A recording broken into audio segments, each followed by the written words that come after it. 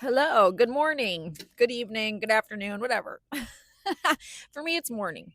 Um, Today I would love to talk about the difference between us, not the difference, but I suppose descending in order to ascend, right?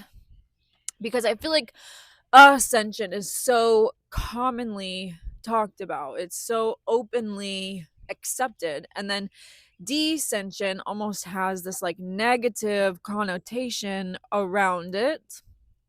But truly, in order to ascend on this planet, excuse me, you must first descend down into the planet. Right? Like, think about it. Truly, I am more impressed by somebody who is willing to bring the light into the darkness and hold that center rather than someone who's just like kind of staying up at the surface, afraid of that down there, and just like, I don't want to go down there. So I'm just going to, hello, I'm going to meditate. I'm going to hold the love. Like, that's beautiful. That's an amazing experience. I'm not shaming that. I'm just saying that that's like that's a disassociation from what's really happening here. I hope y'all can't hear Murph chewing on a bone. He has sores on his paws, so I just went to Tractor Supply and got this spray on his sores, and then I got him a bone to distract him from licking. Anyway, that doesn't matter. But truly, someone who is willing to descend down into the battlefield, whether it's a literal battlefield or just the metaphorical battlefield of life, and bring the presence of God, bring the light within them, with them when they travel there, is far more impressive to me than someone who just kind of like hovers above the darkness on the surface, doing all this love and light stuff because you're fearful of what's underneath you. You're too scared to drop down into reality, into what's going on here on this planet, and just see it for what it is, which is an illusion. But you can't you can't surrender the illusion unless you first descend down into it, until you first face it, until you own it. Right? Like, what areas of our lives are we fearful to acknowledge because we are afraid of looking at them? We are afraid of, well, what will it mean about me if this is true? Right? But they're not true. The darkness isn't real. But we must be willing to own it as a creation, as our own creation or collective creation, before we can then surrender it on the altar to God and sort of say, yeah, I don't know. I don't know what the heck this is. I created it, and I must have created it from an aspect within me that is still caught in separation, in duality, in fear. So I'm going to give this to you, and I ask you, God, Source, Spirit, to show me how you see this thing. Right? But you can't surrender something that you're unwilling to look at, that you're unwilling to descend into. It just doesn't work that way. And the way to embody this, not just like talk about we have to face our shadows, we have to face our darkness. Just talking about shadow work doesn't mean you're actually doing shadow work. Doing shadow work, or descending down into the body, descending down into reality, to this 3D lowercase r reality, the illusion, descending down into the illusion that we have co-created, is where you do shadow work. It's in the conversations that you have that make you uncomfortable, but you're speaking your truth. It's in placing firm boundaries with someone when you used to be a people pleaser. It's in owning up to a mistake that you made that you perhaps don't want to own up to because it makes you feel shameful, it makes you feel guilty, it makes you feel bad or gross or uncomfortable. It's in those moments that we do not want to go into and own that I created this, that the real work is done. It is in those moments where you have an opportunity to bring the light of God into the depths of darkness and illuminate that darkness. But you must be willing, you must be courageous enough to first face those moments head on. And this isn't some like heady, out of body mental experience. This is like in our real, actual lives in this present moment, day to day. How do you talk to the people in your life? How do you address situations that make you uncomfortable? How do you address situations where you are being told that you are making someone else uncomfortable? Right? Do you get defensive? Do you put your guards up? Do you yell back? Or do you let your guard fall away and open your heart and experience what they're saying to you? Take it all in and look at what within myself could possibly be creating this situation, right? Because whether they are projecting onto you or you are projecting onto them, blah, blah, blah, you are still co-creating a situation where someone is now coming to you and telling you that you are making them uncomfortable. I'm not saying to like lie down and accept defeat because you're bad and they're good. We're on equal ground here. There is no high horse. There is no high ground and low ground. There is simply just an opportunity for both parties to face the shadow within themselves and to alchemize it and to have an open-hearted, authentic conversation about this. Like, now this is really hard to practice, right? And I practice this all the time in my relationship with my husband.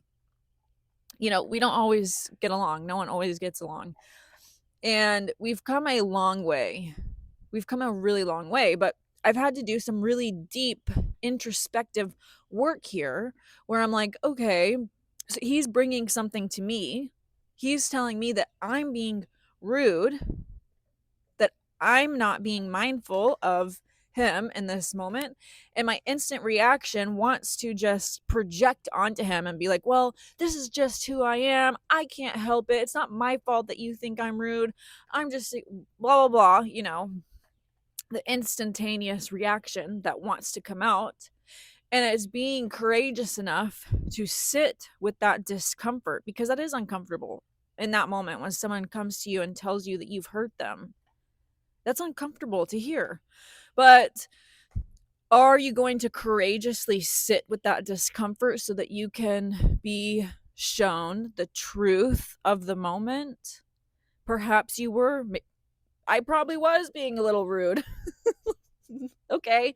Yeah, I own that. Yeah, I am a little rude. I'm sorry. And then we can have a conversation about like maybe he is misunderstanding what I'm saying, and so perhaps there's like maybe I'm not being clear enough in my communication, and maybe he's jumping to conclusions, so we both have like something within us that can be looked at in that moment. Are we going to actually be courageous enough to step back, and rather than project our fears, project our shadow onto each other, can we just take a step back and bring it all inward for a moment and look at the part within ourselves that may be contributing to this co-creation?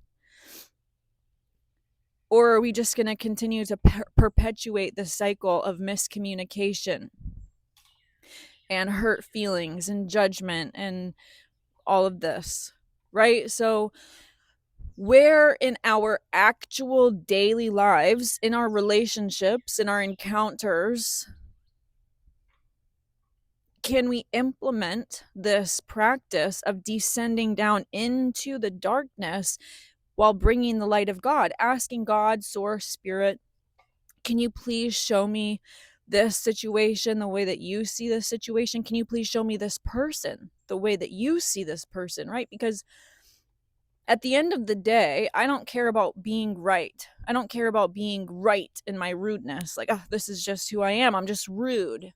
So deal with it. I don't care about that. I don't want to be that person. I want to be the person who can care deeply about another enough to say, maybe I am wrong. Maybe I am wrong. Maybe I am rude. Maybe I'm too rude. Maybe I think I'm being authentic, but maybe I'm really just being rude. And like, yeah, I care more about this relationship than I do about being right. So, God, just can you help me out here? Can you show me where I might be, not seeing clearly? I mean, it's really that simple to take ownership of what is arising for you and then take a moment to clear your mind and ask Source, your higher self, God, whatever, to provide some insight and to be open to being wrong, being open to what they have to say. Maybe it's true. Being open to that. That is where real and true and raw transformation occurs. It doesn't occur in the like love and light bypassing of like, oh, well, I am just keeping the peace and you're being crazy by telling me that you think I'm rude. How dare you think I'm rude? Don't you know how spiritual I am? Don't you know how much I hold love in my heart? Don't you know how much time I spend with God? How dare you call me rude? Like, okay, if the people around you cannot feel your love, are you actually embodying what you are preaching? If the people around you don't feel loved or seen or heard or valued by you, are you actually embodying the presence that you're feeling? Because it's one thing to invite in the presence of God, it's one thing to invite in the presence of unconditional love and to feel that in meditation and to be like, wow, this feels amazing. I think I'm ascending. But are you actually embodying it? And that will be reflected back to you in your physical reality, you know? And if your physical reality is not reflecting back to you the love that you think you're embodying, then you must not be actually embodying it properly. And that's nothing to be ashamed about. This is just like a learning, like a gauge, like a grade on a test, except for the score doesn't matter, except for just to show you where you're at. There's no shame in the score. It's just a reflection to you of this is where you're at. Do you wish to continue going at a C, or would you like to raise your embodiment up to an A, up to a B, up to a C plus? So this reality is simply just a tool reflecting back to you where you are at in your own embodiment of what you're absorbing through the teachings that you are receiving.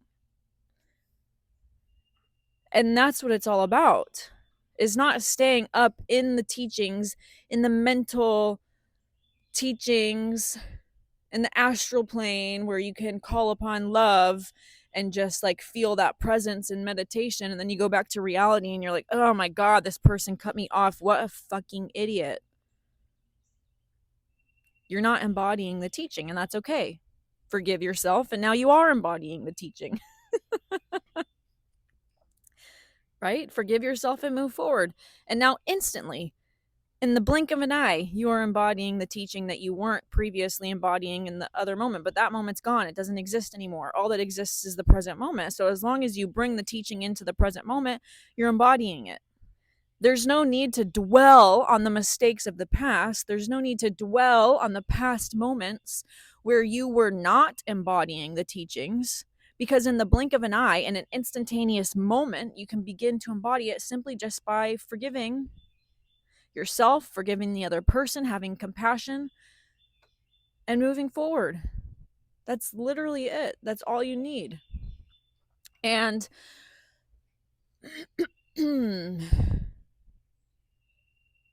yeah, this is it. This is the work, is embodying it.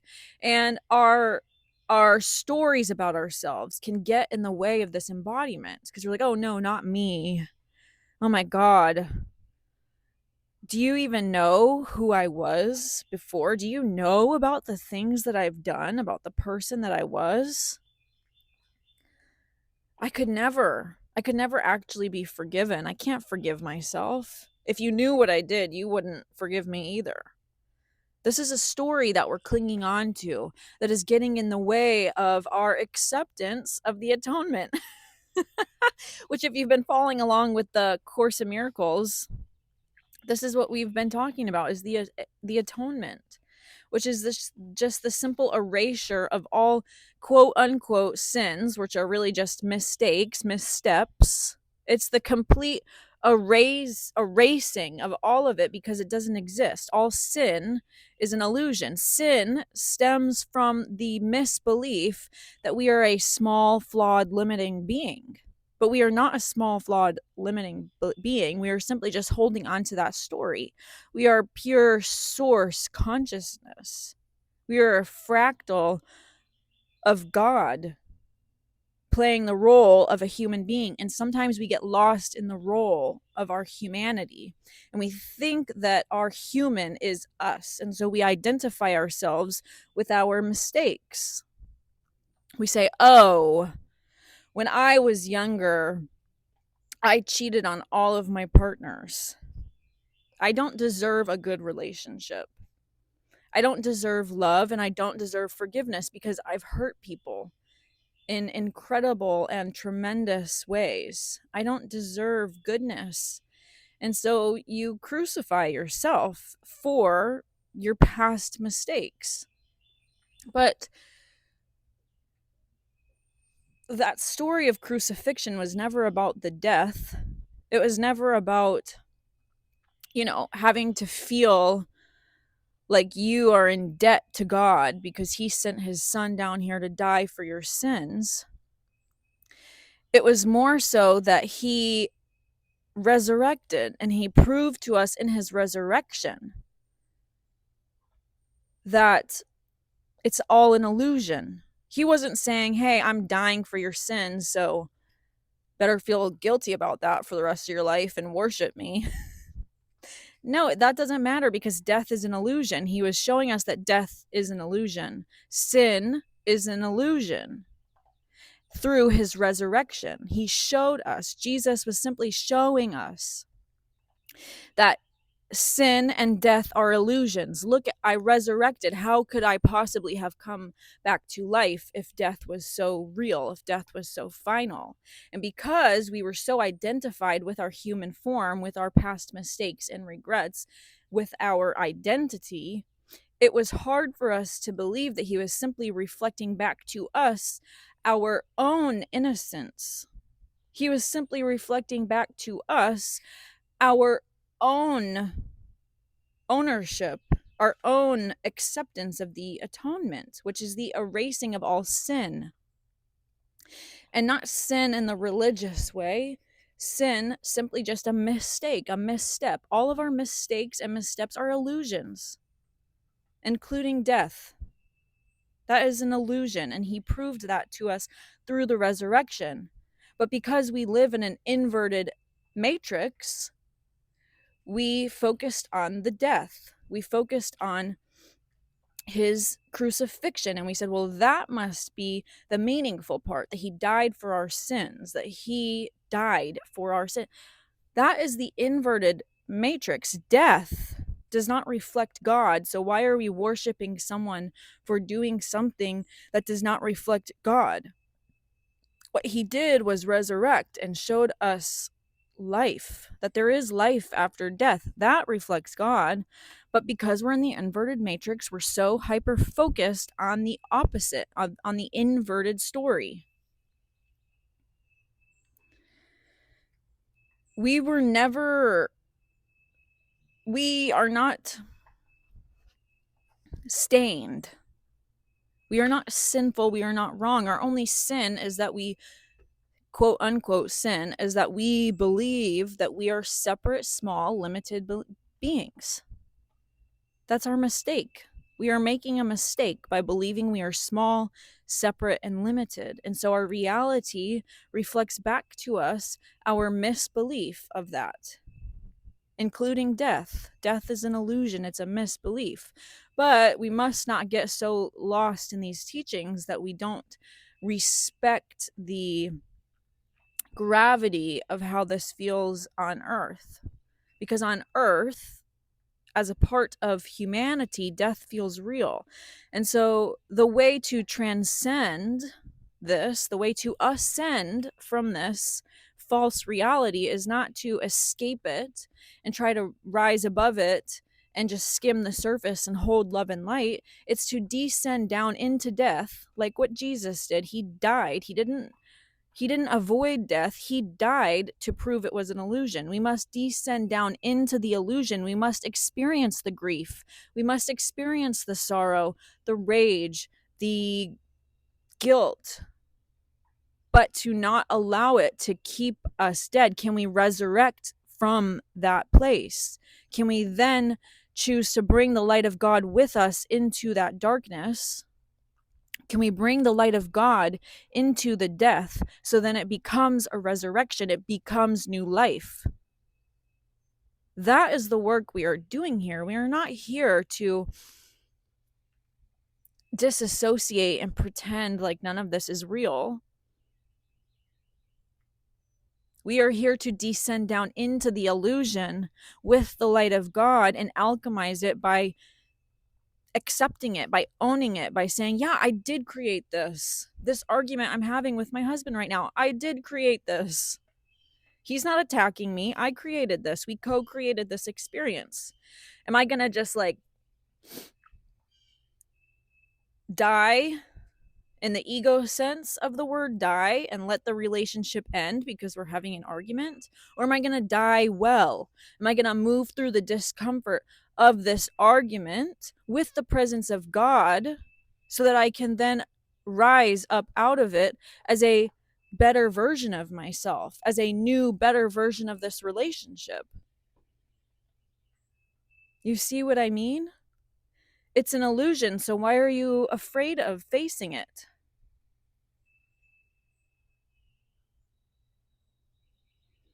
The best way, I don't know why this vision came to mind, but like, say there was a wall in front of you, like in Harry Potter, and everyone keeps telling you, you can walk through this wall. You can walk through it. It looks real, but I promise you can walk through it. Are you just going to stay on the other side of the wall and pretend like, oh, well, okay, well, I know I can walk through the wall, so I'm just going to stand here and close my eyes and visualize myself walking through it, and that'll prove to me, see, I can walk through the wall. But you never actually walked through the wall. You're still on the other side. You're still on the same side of the wall. You never got to the other side. So are you going to stay there, or are you going to face your fear of like, what if this wall is real and I crash into it and I break my nose? Are you going to face that fear by head on walking through the wall to prove to yourself that it's an illusion? Or are you going to stay fearful on the same side and never move? In order to actually prove to yourself that the wall is an illusion and that you can in fact walk through it, you must face your fear of what if the wall is actually real and I break my nose, and then walk through it anyways.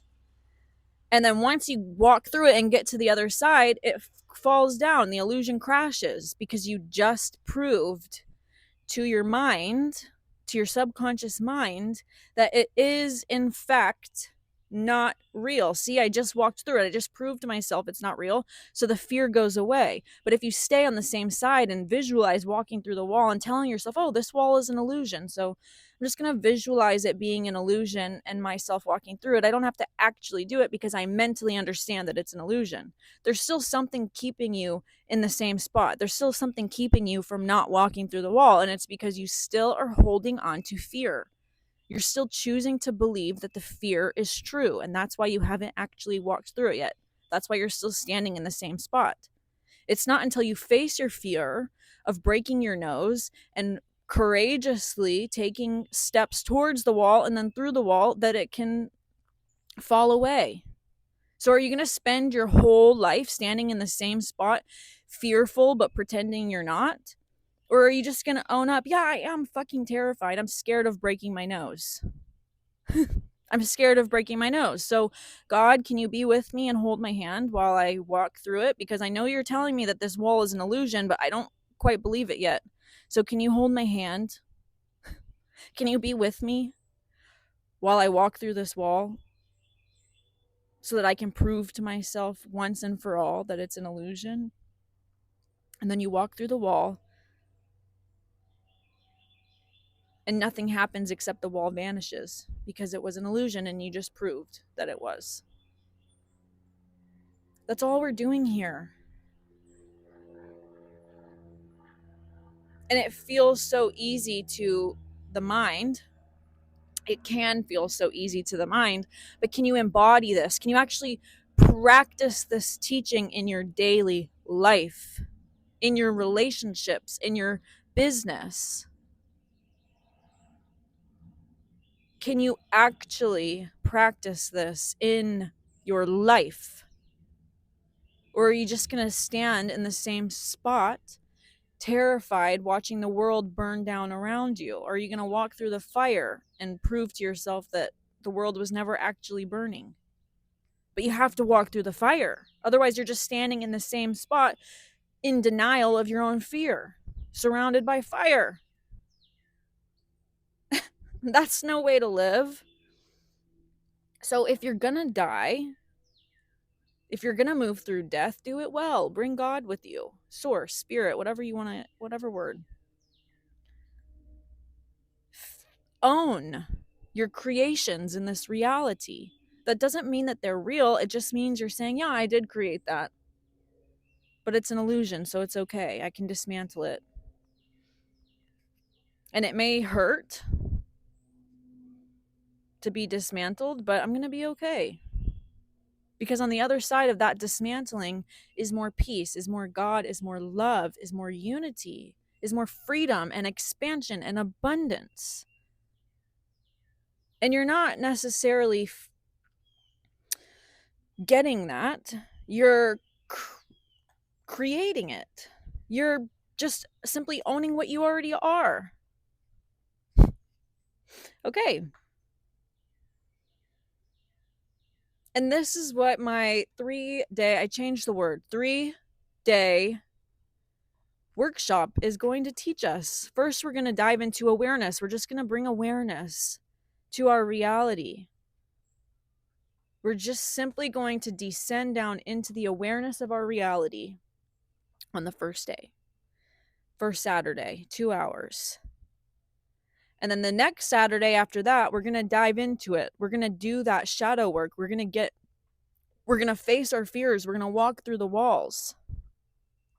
And then on the third Saturday, because we have a week in between each day to really integrate what we are going to do each class. And on the last day, we are going to step into this powerful reclamation of who we are.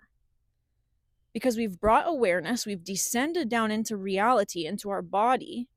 We've walked through the fears, we've walked through the wall and proven to ourselves that it was an illusion. And now we get to celebrate. We get to reclaim what has always been ours, which is our truth, which is our abundance, which is our power. And this is not like a one-time fix your whole life thing. This is like giving you the tools to move forward so that you know what to do when this arises again. Because I promise you, as long as we are in physical human bodies, we are still in density, there will be more moments to descend down into, walk through, prove to it's an illusion, and reclaim a new part of ourselves.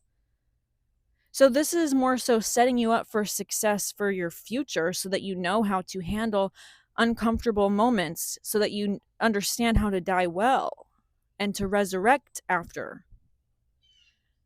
To not let the ego trap you in an illusion of perpetual death. But to understand that you have the choice to resurrect. But are you integrating that? Are you implementing that into your daily life? Or are you staying surface level, visualizing and praying and hoping that things get better without actually taking any action in the physical world? Right? So that's what this is going to be about. This workshop is going to give you the tools to set you up for success moving forward so that you understand how to face your own darkness, so that you understand how to embody your reality fully and bring the presence of Source, God, Spirit with you. Because if you have God, what's that saying? If God is with me, who can be against me? When you integrate the presence of Source, the light, when you integrate God into your life, what's against you? Nothing can be against you, because you start to understand that everything is here for you. Everything is here for your remembrance. Everything is here for your human evolution, because it's your human that's evolving. You are already a perfect, innocent fractal of God's consciousness that came here to experience what it's like to be in a human limited form. So it's your human body that's evolving. It's your human that's evolving. But your essence, your God essence of what you are, is perfect, whole, innocent, and complete now. It's just your choice of identity. Do you identify with the false, limited self? And that's okay. We all do. It's a practice of recognizing when you do, and then choosing to move through the illusion that your human self is afraid of, and then reclaim your true self, your fractal of God consciousness, to reclaim your ownership of that identity, because that's who you really are. Okay? I love you so much. And we are in this together. This is not like I'm here to teach you and to show you because I know everything and I'm better than you. No. This is like, hey, like, I'm in this shit too. And I have been mindful and practicing this in my daily life. And it has made my life more full, more peaceful. And I would love to share that with whoever this would be for, whoever resonates with this. Because it has served me in so many ways. And it has the potential to serve you as well. And so why would I not share that with you? That's why we're all here, is to wake up. And if that's why we're all here, that's simply all I'm going to dedicate my life to, is to serving humanity's remembrance, is to serving humanity in the best way I possibly can in each present moment, until we all remember and wake up.